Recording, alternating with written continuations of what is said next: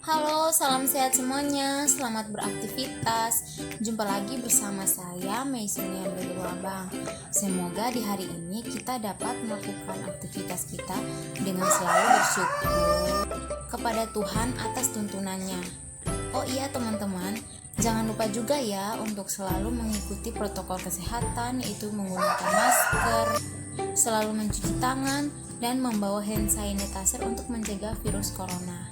Nah, pada podcast kali ini akan dibahas topik yang sangat menarik, yaitu tentang pengertian asesmen otentik. Topik ini adalah salah satu topik yang diambil dari mata kuliah evaluasi pembelajaran anak usia dini. Oke teman-teman, kali ini saya tidak sendiri loh. Saya bersama dengan teman saya, Kakak Aprilia Sikone, yang sebagai narasumber. Halo Kak Aprilia, apa kabar? Kabar baik kami juga apa kabar? Puji Tuhan, kabar saya juga baik Kak. Oke Kak, hari ini saya mau mengajak Kakak untuk kita tanya jawab dulu terkait topik yang akan dibahas, yaitu asesmen otentik. Oke Kak, silahkan. Sebelumnya Kakak, saya mau bertanya sama Kakak dulu, apa sih asesmen otentik itu? Nah, jadi sebelum kita masuk pada rumusan yang berlangsung mengenai asesmen otentik, sebelumnya kita harus ketahui dulu dasar-dasar tentang anak usia dini. Nah, yang pertama, pendidikan anak usia dini. Jadi, anak memiliki kebutuhan bawaan lahir untuk selalu ingin tahu. Anak juga dapat memulai dan mengarahkan belajarnya sendiri kalau dia berada di dalam lingkungan yang mendukung dan banyak hal yang bermakna baginya. Jadi ketika anak berinteraksi dengan lingkungannya, dia akan membentuk sesuatu pengetahuan di dalam diri anak tersebut. Nah, perkembangan semua aspek dalam diri anak berlangsung dengan kecepatan dan irama yang berbeda-beda ya Kak. Jadi itu antar individu maupun kelompok. Nah, yang kedua, proses belajar. Nah, proses belajar anak usia dini berlangsung dari hal-hal yang konkret ke hal-hal yang abstrak dan terjadi hanya bila daya pikirnya ikut terlibat, dan bila dalam proses belajar itu terlibat banyak jenis intelijensi. Dan anak belajar apa saja serta anak sudah mempunyai fondasi dalam dirinya sehingga tidak ada anak yang bodoh. Nah, yang ketiga tentang pengetahuan. Nah, berkaitan dengan pengetahuan ini, dia berakar dalam bahasa, keyakinan, kepercayaan, adat istiadat, dan berbagai kebudayaan. Banyak cara pengelompokan jenis pengetahuan, proses, dan produk merupakan hal yang penting dalam pembelajaran dan penilaian. Nah, pemecahan masalah memungguli hafalan fakta-fakta. Nah, pengetahuan baru dibangun di atas pengetahuan dan pengalaman-pengalaman sebelumnya dan dipengaruhi oleh persepsi individu masing-masing. Jadi pengetahuan itu diperoleh lebih efisien dan konteks yang bermakna. Nah, yang terakhir itu berkaitan dengan pembelajaran. Jadi dalam proses pembelajaran anak sangatlah penting untuk pelatihan dan keterampilan yang lebih khusus.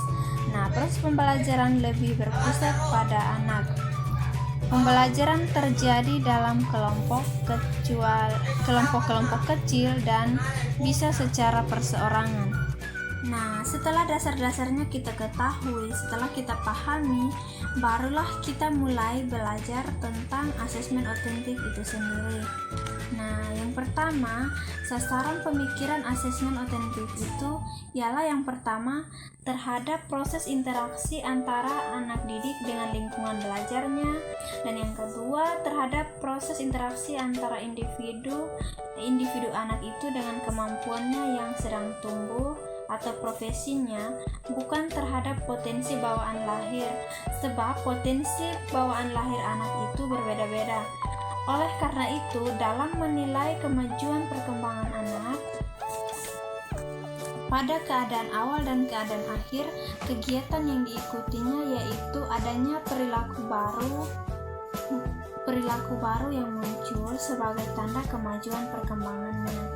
Nah, yang kedua, melakukan asesmen perkembangan anak secara efektif dan bahwa perkembangan unik anak dapat dilihat salah satunya kecerdasan jamak yang perlu dipertimbangkan dalam memaknai kegiatan anak didik sehingga dapat dilakukan prediksi yang valid mengenai kinerja anak berikutnya. Dan yang terakhir, jika konteksnya alami atau otentik, maka asesmennya bisa memberikan informasi yang valid mengenai pembelajarannya dan juga mengenai proses edukatifnya. Oke, baik Kak, saya mengerti. Saya juga mau bertanya Kak, kenapa sih asesmen di PAUD itu menggunakan asesmen otentik? Nah, karena asesmen pada anak di TK yang paling tepat menurut saya adalah asesmen otentik, di mana asesmen otentik ini asesmen yang mengupayakan keadaan agar anak didik berperilaku seperti nalurinya, alami, murni, dan asli, dan sebagainya. Sementara dia akses. Jadi, deskripsi dan informasi yang diperoleh digunakan untuk menganalisis perkembangan dan belajar anak.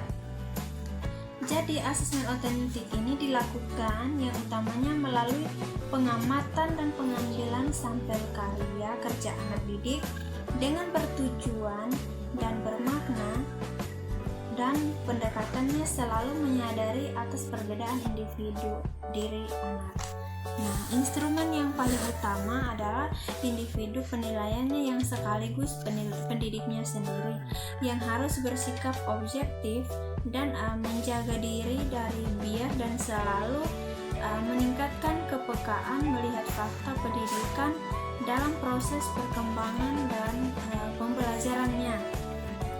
Nah, agar data informasi yang diperoleh menjadi valid dan terpercaya sebagai dasar pengambilan keputusan pendidikan bagi kepentingan anak didik. Jadi guru harus selalu kembangkan terus metode-metode yang beragam yang efektif dalam mengungkapkan fakta-fakta selengkapnya mengenai perkembangan dan belajar anak usia. Jadi guru harus selalu melakukan pengamatan secara berulang-ulang atau secara berkelanjutan, tapi selalu dengan prinsip komprehensif dan kontinuitas penilaian. Kalau asesmen terhadap anak didik dilakukan dengan baik, maka anak dapat menjadi umpan balik yang bermanfaat bagi peninjauan modifikasi kurikulum yang berlaku. Nah, itu saja ya Kak Mei dari saya. Oke Kak, saya sudah paham dengan penjelasan Kakak. Terima kasih ya Kak yang sudah menjawab pertanyaan saya. Saya juga berterima kasih karena Kakak sudah mau meluangkan waktu dengan saya untuk kita berbincang-bincang sedikit terkait topik yang ada. Oke, sama-sama Kak Mei, Sonia. Oke teman-teman semuanya, sampai di sini dulu ya pembahasannya. Semoga bermanfaat. Sampai jumpa.